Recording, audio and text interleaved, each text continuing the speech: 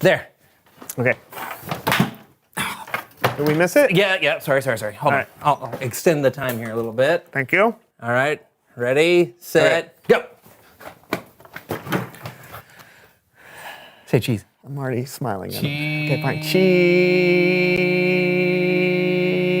How long did you set the time? Oh, sorry. All right, one more time. Come on, we're gonna get this. Okay. I'm setting it for 7.5 seconds. Okay. Here we go. Last time.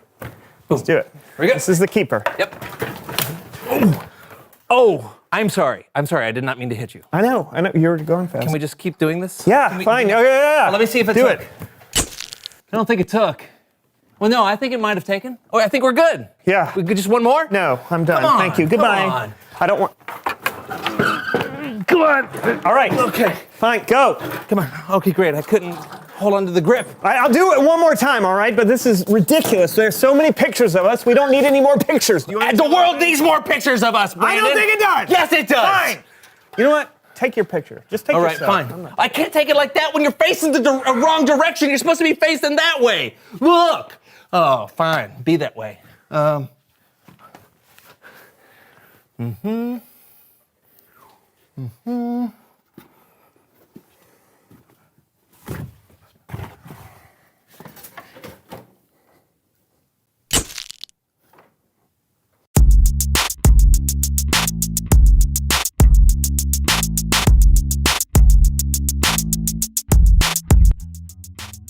Hey, everybody, I'm John. And I'm Brandon, and welcome to the So-and-So Show. We love to tell you jokes that make you laugh. Well, For we example, do more than tell you jokes. No. What do you call a frozen dog?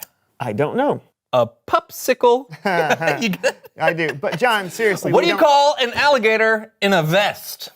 A crocodile. No! What? No, an investigator? Oh, no, I get it. That's funny. That's a really good one. Thank you. No, but this show isn't all about telling people jokes. Well, I know that. I know that. I just wanted to practice a little for my stand-up comedy act on Tuesday. What? Where is it? Well, at the one and only Cafe for Comedy, Coffee, and Curly Fries. Stand up every Tuesday mid-morning. Oh. Haven't you ever heard of the Curly Fried Comedy and Coffee to Go? Laps and lattes. Muffins over monologues? Have you seriously never heard of any of these events? No, but it sounds pretty cool. Pretty cool. Yeah. Pretty cool.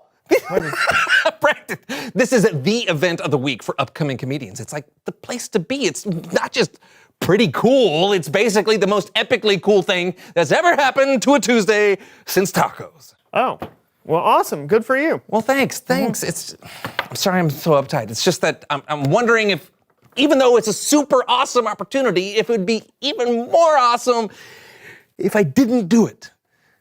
What? It's just, I don't know how it's gonna go. I mean, what if they don't like me? What if they don't laugh? Brandon, no ha-has. Okay, well, you never know how something's gonna turn out before you do it, you know? Well, when I eat a grilled cheese sandwich, Brandon, I know it's going to feel like 1,000 tiny dairy miracles melting in my mouth all at once every time. Okay. I know that for sure. Yeah. But with stand-up comedy, I don't know. Well, yeah, well, what's the worst that could happen? The worst? Where's your dream? It's right this way. So paper bags, am I right? And everyone thought these puppies would never be in style.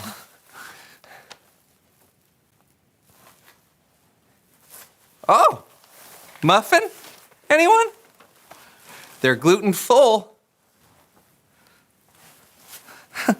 Who am I kidding? No one's even here.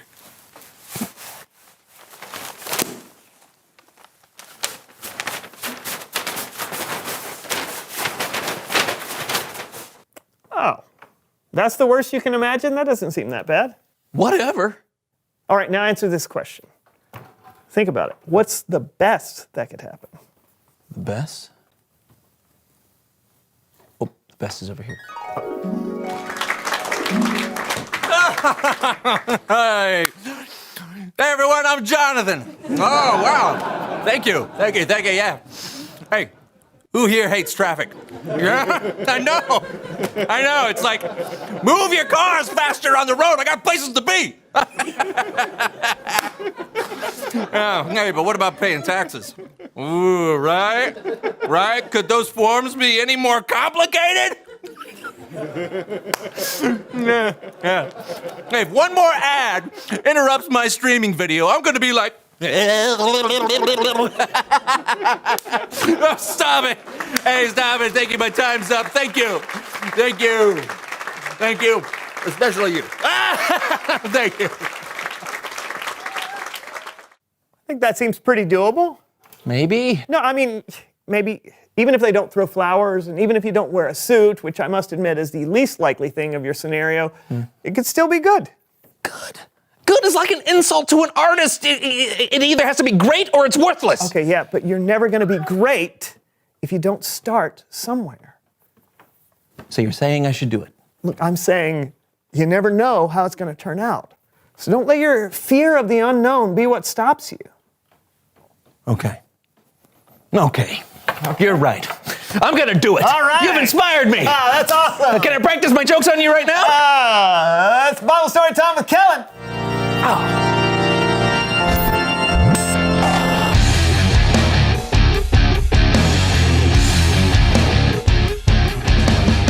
Well, hello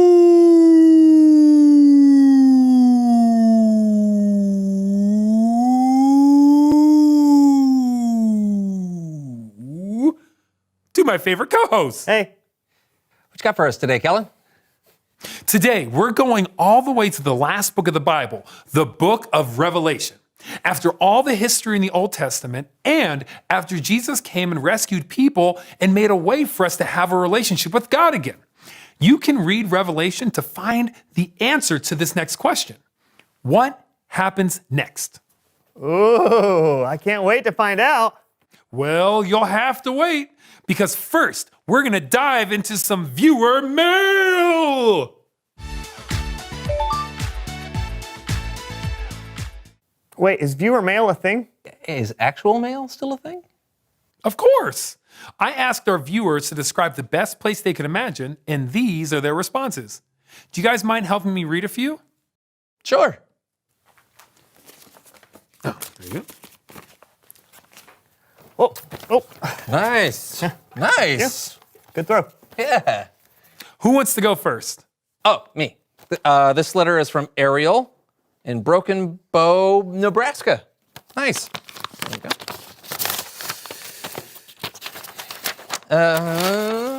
Dear Kellen, I hope you're doing well. Thank you, Ariel. Yeah. The best place I can imagine would have lots of flowers because I love flowers. I can almost picture it. When I was a little girl, there was this beautiful field of wildflowers down the street from our house. There were flowers of every color, blues and purples and yellows of every shade. Sometimes I would just lie down in the field and watch the clouds move in the sky for hours until my dad finally had to call me home for dinner. The best place I can imagine would have flowers as far as the eye could see, and they'd grow all year round. That's a place I'd like to see someday. Wow. Paints a pretty picture, doesn't it? Sure does. Let's hear your letter. Oh, you bet. This one is from Javier from Claremore, Oklahoma. Hi, Javier. Let's see. Dear Kellen, I'm glad you asked about my imagination because imagining is what I do best. The coolest thing I can imagine is an amusement park with the tallest rides in the world. I'm talking about a roller coaster as high as the sky. Can you imagine riding a roller coaster through the clouds and right by the sun? And it wouldn't be scary because the clouds are actually cotton candy. So you could scoop some up to eat every time you rode by. And the best part of Javier's world, that's what it'll be called, is that there are no lines. That would be awesome. That is awesome. I mean, I love roller coasters, and that sounds wonderful. Hey, have you got a letter, Kellen? I sure do. This one is from Keith. He lives in Toronto, Ontario, Canada. Ooh, got a tricky one.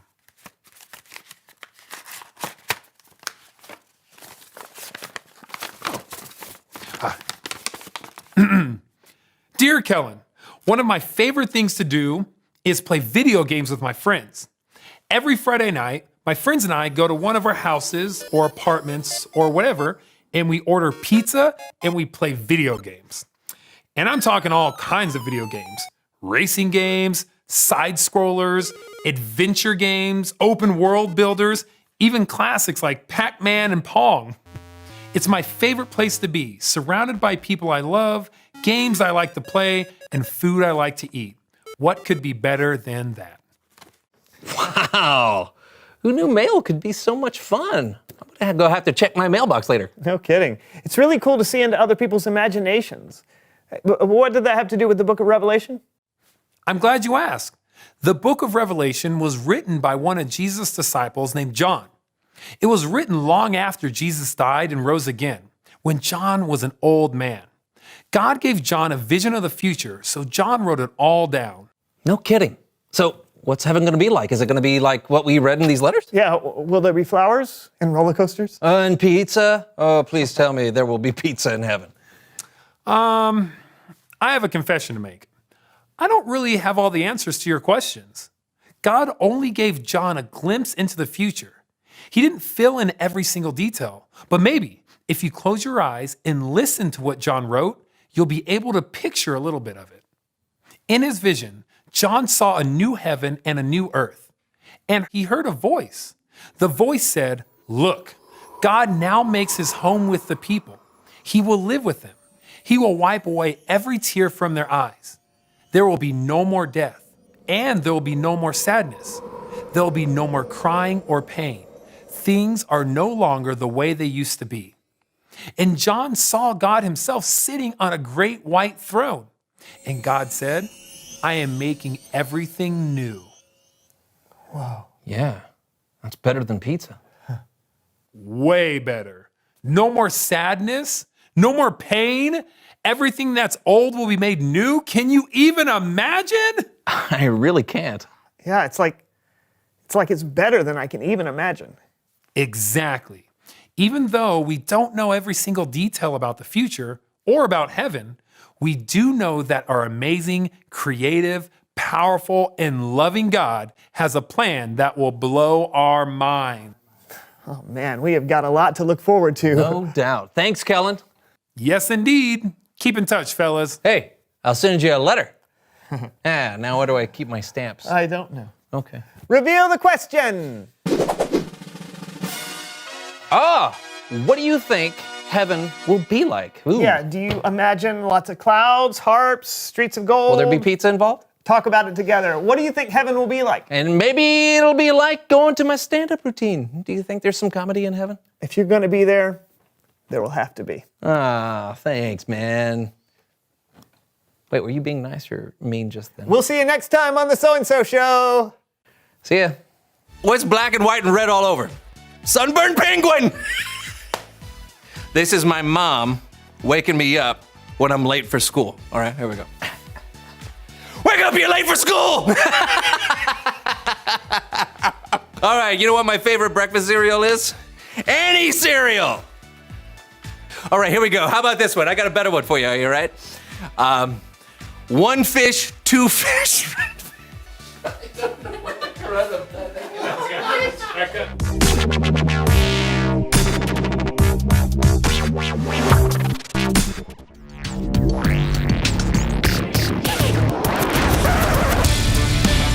Everyone is part of a bigger story.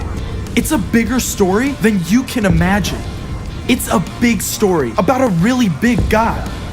Discover the story that shows you the character of God.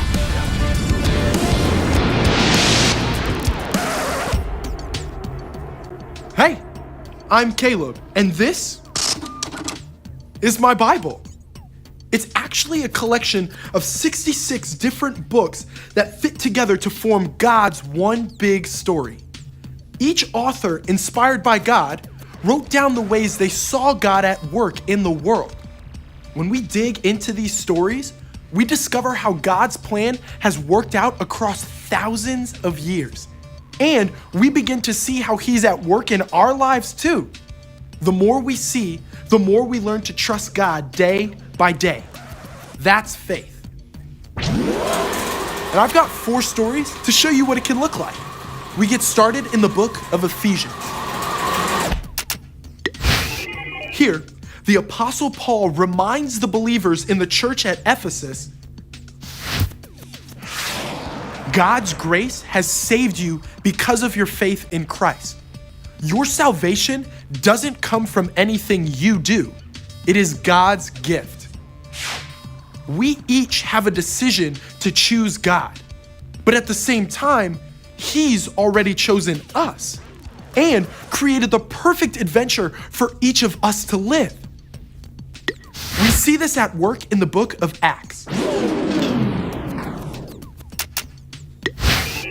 Here, Paul has arrived in Athens, where everyone is all about trendy new ideas and false gods. Paul knows these Greek men and women need Jesus, but they may not listen to the story of some Jewish carpenter. Instead, Paul points out an altar they've built to an unknown God. And he's like, I actually know your unknown God, and he's gonna blow your mind. Paul can talk to anyone, anywhere, as we see in Acts 27. Here, Paul has been arrested. He's heading for Rome under guard on board a ship. Even though winter is coming, the commander and ship's owner choose to forge ahead against Paul's advice. Sure enough, a terrible storm whips up, and everyone's sure that they're done for. That is, until God sends an angel to Paul with an emergency message. And Paul proves he is not above telling the commander, I told you so. Now, we fast forward to the end. We wrap up in the very last book of the Bible, Revelation. Right here, the Apostle John is living out his final days when God sends him an incredible vision. Now, John struggles to write down what he sees. They're amazing and terrible and wonderful images of things to come. But he makes it clear that for those who follow Jesus, the end of the story will be better than we can ever imagine. Now, we're living in the time between the early church and John's vision of the end. That calls for each of us to believe in what we can't see because of what we can see. It's the perfect time to live by faith. And I can't wait to see how it plays out in you and me.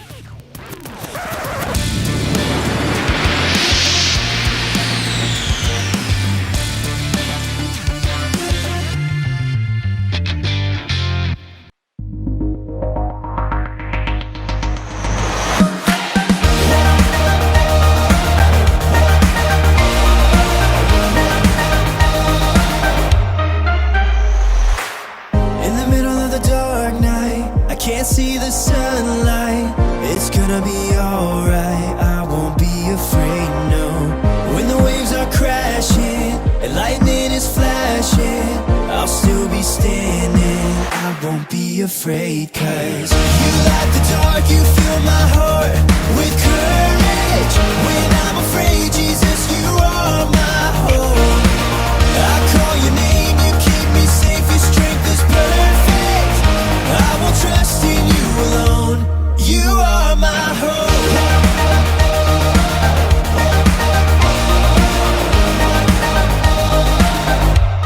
You are my hope. Even when I can't see what lies in front of me, I know you're with me. I won't be afraid, no. Even in my weakness, your strength is endless, and I believe it. I won't be afraid, cause you light the dark, you fill my heart with courage. When I'm afraid, Jesus, you are my hope.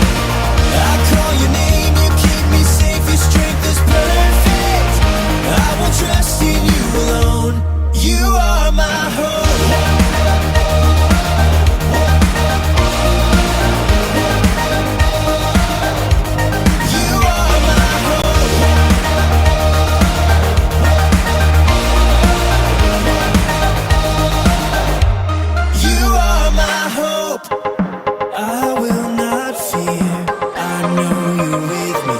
You're